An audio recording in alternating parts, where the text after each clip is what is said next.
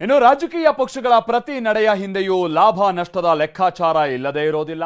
ಜಾತಿಗಣತಿ ಸ್ವೀಕರಿಸಿದ ಸಿದ್ದರಾಮಯ್ಯ ರಾಜಕೀಯ ದಾಳ ಉರುಳಿಸಿರೋದಂತೂ ದಿಟ. ಅಹಿಂದ ಸಮುದಾಯಗಳಿಗೆ ತಾನು ಕೊಟ್ಟಂತ ಮಾತಿನಂತೆ ನಡೀತಾ ಇದ್ದೀನಿ, ಬದ್ಧತೆಯನ್ನ ಪ್ರದರ್ಶಿಸ್ತಾ ಇದ್ದೀನಿ ಅನ್ನುವ ಸಂದೇಶವನ್ನ ರವಾನಿಸಿದ್ದಾರೆ. ಆದರೆ ಇದು ಅಂದುಕೊಂಡಷ್ಟು ಸರಳ ಇಲ್ಲ. ಸಿದ್ದರಾಮಯ್ಯ ಸರ್ಕಾರ ಜಾತಿ ಗಣತಿ ವರದಿ ಒಡಲೊಳಗಿನ ಕೆಂಡವಾಗಿ ಮಾರ್ಪಡುವಂತ ಸಾಧ್ಯತೆ ದಟ್ಟವಾಗಿ ಕಂಡು ಬರ್ತಾ ಇದೆ.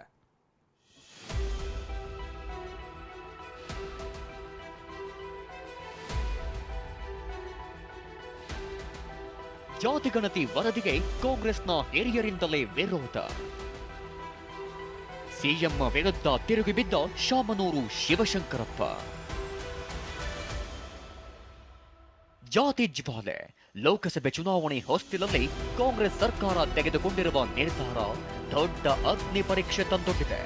ಲಿಂಗಾಯತ ಸಮುದಾಯದ ವಿರೋಧದ ನಡುವೆಯೂ ಜಾತಿಗಣತಿ ಜೇನುಗೂಡಿಗೆ ಕಲ್ಲೆಸೆದಿದ್ದು ತಮ್ಮದೇ ನಾಯಕರು ಸಮರ ಸಾರೋಕೆ ಸನ್ನದ್ಧವಾಗಿದ್ದಾರೆ. ರಾಜ್ಯದಲ್ಲಿ ಕಾಂಗ್ರೆಸ್ ಸರ್ಕಾರ ಅಧಿಕಾರಕ್ಕೆ ಬಂದಾದ ಬಳಿಕ ಯಾವಾಗ ಜಾತಿಗಣತಿ ಸದ್ದು ಶುರುವಾಯಿತು ಅಂದಿನಿಂದ ಹಿಡಿದು ಇಲ್ಲಿಯ ತನಕ ಜಾತಿ ಜ್ವಾಲೆ ಬೂದಿ ಮುಚ್ಚಿದ ಕೆಂಡದಂತೆಗಿದೆ. ನಿನ್ನೆಯಷ್ಟೇ ಹಿಂದುಳಿದ ವರ್ಗಗಳ ಶಾಶ್ವತ ಆಯೋಗದ ಅಧ್ಯಕ್ಷ ಜಯಪ್ರಕಾಶ್ ಹೆಗಡೆ ಸರ್ಕಾರಕ್ಕೆ ಜಾತಿಗಣತಿ ವರದಿ ಸಲ್ಲಿಕೆ ಮಾಡ್ತಿದ್ದೇ ತಡ ಕದನ ಮತ್ತೊಮ್ಮೆ ಸ್ಫೋಟವಾಗಿದೆ. ಅದರಲ್ಲೂ ಅಖಿಲ ಭಾರತ ವೀರಶೈವ ಮಹಾಸಭಾದ ಅಧ್ಯಕ್ಷ ಶಾಮನೂರು ಶಿವಶಂಕರಪ್ಪ ಅಂತೂ ಸಿಎಂ ವಿರುದ್ಧ ಬಹಿರಂಗವಾಗಿ ಬೇಸರ ಹೊರಹಾಕಿದ್ದಾರೆ. ಅವ್ರು ಮಾಡೋದು ನೋಡಿದ್ರೆ 9 ವರ್ಷ ಕೆಳಗೆ ಜಿ ಕಾಮನ್ ನೋಡಿದ್ರೆ ಏನು ಮಾಡೋದು, ಅದನ್ನ ಮೂಲಿ ಹಾಕ್ತಾರೆ.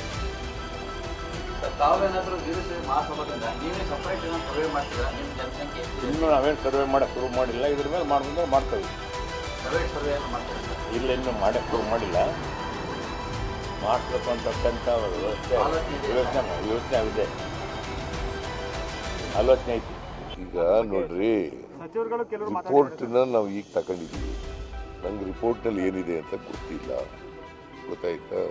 ಅದು ಕ್ಯಾಬಿನೆಟ್ ಮುಂದೆ ಮಂಡಿಸಿ ಕ್ಯಾಬಿನೆಟ್ನಲ್ಲಿ ಅದನ್ನು ಏನಿದೆ ಅಂತ ಅನ್ನೋದ್ರ ಬಗ್ಗೆ ಚರ್ಚೆ ಮಾಡ್ತೀವಿ. ಸಿಎಂ ಅಭಿಪ್ರಾಯದ ಬಗ್ಗೆ ಮಾತನಾಡಿದ ಶಾಮನೂರು, ನಮ್ಮ ಅಭಿಪ್ರಾಯಕ್ಕೆ ಎಲ್ಲಿ ಮನ್ನಣೆ ಕೊಡ್ತಾರಪ್ಪ ಅಂತ ಹೇಳಿದ್ರೆ ಸಿದ್ದರಾಮಯ್ಯ ಮಾತ್ರ ಜಯಪ್ರಕಾಶ್ ಹೆಗಡೆ ಎಲ್ಲರ ಅಭಿಪ್ರಾಯ ಕೇಳಿದ್ದಾರಂತೆ ಅಂತ ಹೇಳಿದ್ರು.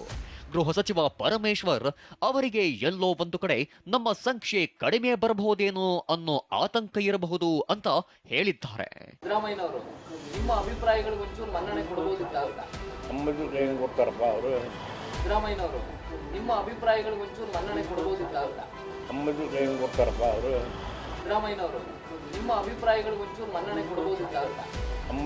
ಕೊಡ್ತಾರಪ್ಪ ಅವರು. ಅದು ಹೇಳ್ತಾ ಇರೋದು ಈಗ ಅಲ್ವಾ, ಮೊದಲು ಹೇಳಿದ್ರ ಆಯ್ತಪ್ಪ, ಎಲ್ಲರ ಅಭಿಪ್ರಾಯನು ಕೇಳಿ ಮಾಡಿದ್ದೀವಿ ಅಂತ ಹೇಳ್ತಾರೆ. ಗೊತ್ತಿಲ್ಲ ನನಗೆ, ಐ ಡು ನಾಟ್ ನೋ. ವರದಿನಲ್ಲಿ ಏನಿದೆ ಅಂತ ಗೊತ್ತಿಲ್ಲ. ಇಲ್ಲ, ಅವರಿಗೆಲ್ಲೋ ಒಂದು ಕಡೆ ನಾವು ಸಂಖ್ಯೆ ಕಡಿಮೆ ಇದ್ದೀವಿ ಅಂತ ಬರ್ಬೋದೇನೋ, ನಾವು ಹೆಚ್ಚಿದ್ದೇವೆ, ನಂಬರ್ಸ್ ಏನಾದರೂ ಕಮ್ಮಿ ಅಂತ ಬಂದ್ಬಿಟ್ರೆ ಹಾಗೆ ಅಂತ ಏನಾದರೂ ಅವರಿಗೆ ಆತಂಕ ಇರ್ಬೋದು. ಸರ್ಕಾರದ ನಿರ್ಧಾರಕ್ಕೆ ಬಿಜೆಪಿ ನಾಯಕರು ಕೆರಳಿದ್ದಾರೆ. Bommai, K S Eshwarappa, C T Ravi CM Siddaramaiah ಗುರಿಯಾಗಿಸಿ ಗುಡುಗಿದ್ದಾರೆ. ಎಲ್ಲ ಕಡೆ ಸಮೀಕ್ಷೆ ಮಾಡಿರುವಂಥದ್ದಕ್ಕೆ ಉತ್ತರ ಇಲ್ಲ. ಈಗ ಕೊಟ್ಟಿರುವ ವರದಿ ಇದು ಶೌಚ ಜಯಪ್ರಕಾಶ್ ಹೆಗಡೆ ಅವರು ಹೇಳಿದಂತೆ ದತ್ತಾಂಶ ಅಂತರಾದಿದ್ದು ವರದಿ ನಂದು ಅಂತ ಅವರು. ಈ ಜಾತಿ ಜನಗಣತಿಯ ಹೆಸರಿನಲ್ಲಿ ಕಾಂಗ್ರೆಸ್ ಇಡೀ ಸಮಾಜವನ್ನು ಛಿದ್ರ ಮಾಡ್ತಾ ಇದೆ. ಜಾತಿ ಜನಗಣತಿಯ ಅಸ್ತ್ರವನ್ನು ಬಳಸಿಕೊಂಡು ರಾಜಕೀಯ ಲಾಭ ಮಾಡಬೇಕು ಅಂತ ಪ್ರಯತ್ನವನ್ನು ಕಾಂಗ್ರೆಸ್ ನಡೆಸ್ತಾರೆ. ನೇರವಾಗಿ ಇಡೀ ಸಮಾಜವನ್ನು ಛಿದ್ರ ಮಾಡ್ತಾ ಇದೆ.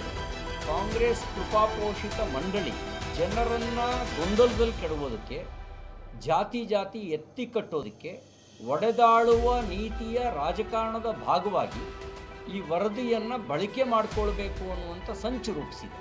ಇತ್ತ ಕೂಡಲ ಸಂಗಮದ ಜಿಯ ಮೃತ್ಯುಂಜಯ ಶ್ರೀಗಳು ಕೂಡ ಜಾತಿಗಣತಿ ವರದಿಗೆ ಮೂಗು ಮುರಿದಿದ್ದಾರೆ. ಈ ವರದಿ ಅವೈಜ್ಞಾನಿಕ, ಹಳ್ಳಿಗಳಿಗೆ ಬಂದು ಸರ್ವೆ ಮಾಡಿಲ್ಲ ಅಂತ ಗರಂ ಮಾತು. 7 ವರ್ಷಗಳ ಹಿಂದೆ ರಚನೆ ಆಗಿರ್ತಕ್ಕಂಥ ಕಾಂತರಾಜ್ ಆಯೋಗದ ವರದಿಯನ್ನು ಯಾವ ಕಾರಣಕ್ಕೂ ಸ್ವೀಕಾರ ಮಾಡಬೇಡ್ರಿ, ಅದು ಅವೈಜ್ಞಾನಿಕವಾಗಿ ಕೂಡಿದೆ ಮತ್ತು ಕಾನೂನಾತ್ಮಕವಾಗಿಯೂ ಸಹ ಅದು ಸರಿಯಿಲ್ಲ. ಎರಡನೇದು ಏನಪ್ಪ ಅಂದರೆ ಬಹುತೇಕ ಹಳ್ಳಿಗಳಲ್ಲಿ ಬಂದು ಸರ್ವೆ ಮಾಡೇ ಇಲ್ಲ, ಜನಗಣತಿ ಮಾಡೇ ಇಲ್ಲ ಮತ್ತು ಅನೇಕ ಜನರು ಸಂಪರ್ಕ ಮಾಡಿಲ್ಲ. ನಮ್ಮ ನಾಡಿನ ಪರಮೋಚ್ಚ ಗುರುಗಳಾಗಿರ್ತಕ್ಕಂಥ ಸಿದ್ಧಲಿಂಗ ಮಠದ ಪರಮ ಪೂಜ್ಯ ಸಿದ್ಧಲಿಂಗ ಮಹಾಸ್ವಾಮೀಜಿಯವರು ಸಹ ನಿನ್ನೆ ಹೇಳಿದ್ದಾರೆ, ನನ್ನನ್ನು ಬಂದು ಕೇಳಿಲ್ಲ ಅಂತೇಳಿ. ತೀವ್ರ ವಿರೋಧದ ಮಧ್ಯೆಯೂ ಸಿಎಂ ಜಾತಿ ಗಣತಿ ವರದಿ ಸ್ವೀಕಾರ ಮಾಡಿದ್ದಾರೆ. ಆದರೆ ಜಾತಿ ಗಣತಿ ವರದಿ ಜಾರಿಯಾದರೆ ಏನಾಗಬಹುದು ಅನ್ನೋದನ್ನ ತೋರಿಸ್ತೀವಿ ನೋಡಿ. ಜಾತಿ ಗಣತಿ ವರದಿ ಜಾರಿಗೆ ಮುಂದಾಗಿರುವ ಸರ್ಕಾರದ ಮುಂದೆ ಸವಾಲುಗಳ ಬೆಟ್ಟವೇ ಇದೆ. ವರದಿ ಅನುಷ್ಠಾನ ಮಾಡಿದ್ರೆ ಲಾಭಕ್ಕಿಂತ ನಷ್ಟವೇ ಹೆಚ್ಚು ಎನ್ನಲಾಗ್ತಿದೆ. ವರದಿ ಅಂಗೀಕರಿಸಿದ್ರೆ ಲಿಂಗಾಯತ ಮತ್ತು ಒಕ್ಕಲಿಗರು ಮಠಾಧೀಶರ ನೇತೃತ್ವದಲ್ಲಿ ಹೋರಾಟಕ್ಕೆ ಪ್ಲಾನ್ ಮಾಡಿಕೊಂಡಿದ್ದಾರೆ. ಮೂಲಗಳ ಪ್ರಕಾರ ಅಹಿಂದ ವರ್ಗಕ್ಕೆ ಜಾತಿ ಗಣತಿಯಿಂದ ಹೆಚ್ಚು ಪ್ರಾಬಲ್ಯವಿದೆ ಎನ್ನಲಾಗ್ತಿದೆ. ಇದರಿಂದ ಎಸ್ಸಿ ಎಸ್ಟಿ ಮೀಸಲು ಕ್ಷೇತ್ರಗಳಲ್ಲಿ ಕಾಂಗ್ರೆಸ್ಗೆ ಪೂರಕ ಗೆಲುವಿನ ವಾತಾವರಣವಾಗಲಿದೆ. ಹೀಗಾಗಿ ಜಾತಿ ಗಣತಿ ವರದಿ ಅನುಷ್ಠಾನ ಮಾಡಿ ಅಹಿಂದ ವರ್ಗದ ಅತ್ಯುನ್ನತ ನಾಯಕ ಎಂಬ ಹೆಗ್ಗಳಿಕೆ ಪಡೆಯಲು ಅತ್ಯುತ್ಸಾಹ ತೋರಿಸುತ್ತಾರೆ. ಆದರೆ ಇದೇ ಉತ್ಸಾಹವನ್ನು ತೋರಿಸಲು ಪ್ರಬಲ ಸಮುದಾಯಗಳ ಸಚಿವರು ಸಿದ್ಧರಿಲ್ಲ. 12ಕ್ಕೂ ಹೆಚ್ಚು ಸಚಿವರು ಸಂಪುಟ ಸಭೆಯಲ್ಲಿ ವರದಿ ವಿರೋಧಿಸಲಿದ್ದಾರೆ. ಆಕ್ಷೇಪ ತೀವ್ರಗೊಂಡ್ರೆ ವರದಿ ಅನುಷ್ಠಾನ ಅಧ್ಯಯನಕ್ಕೆ ಉಪಸಮಿತಿ ರಚನೆ ಮಾಡಿ ಜಾತಿ ಗಣತಿ ಅನುಷ್ಠಾನ ಸಾಧ್ಯತೆ ಬಗ್ಗೆ ಚರ್ಚಿಸಲಾಗುತ್ತೆ. ಸರ್ಕಾರದ ಮುಂದೆ ಹೀಗೆ ಮೀಸಲಾತಿಗಳಿಗೆ ಸಂಬಂಧಪಟ್ಟ ಹಲವಾರು ವರದಿಗಳು ಅನುಷ್ಠಾನವಾಗದೆ ಉಳಿದಿವೆ. ಅದೇನೇ ಹೇಳಿ, ಲೋಕಸಭೆ ಚುನಾವಣೆ ಹೊಸ್ತಿಲಲ್ಲಿ ಕಾಂಗ್ರೆಸ್ ಇಟ್ಟಿರುವ ಹೆಜ್ಜೆ ಕಲ್ಲು ಮುಳ್ಳಿನ ದಾರಿಯಲ್ಲಿದೆ. ರಾಜ್ಯದ ಪ್ರಬಲ ಸಮುದಾಯ ಹಾಗೂ ತಮ್ಮದೇ ನಾಯಕರು ಜಾತಿ ಗಣತಿ ವರದಿ ಸ್ವೀಕಾರಕ್ಕೆ ಸಿಡಿಮಿಡಿಗೊಂಡಿದ್ದಾರೆ. ಇದು ಮುಂದೆ ಯಾವ ಸ್ವರೂಪಕ್ಕೆ ತಿರುಗುತ್ತೋ ಗೊತ್ತಿಲ್ಲ. Bureau report, TV9.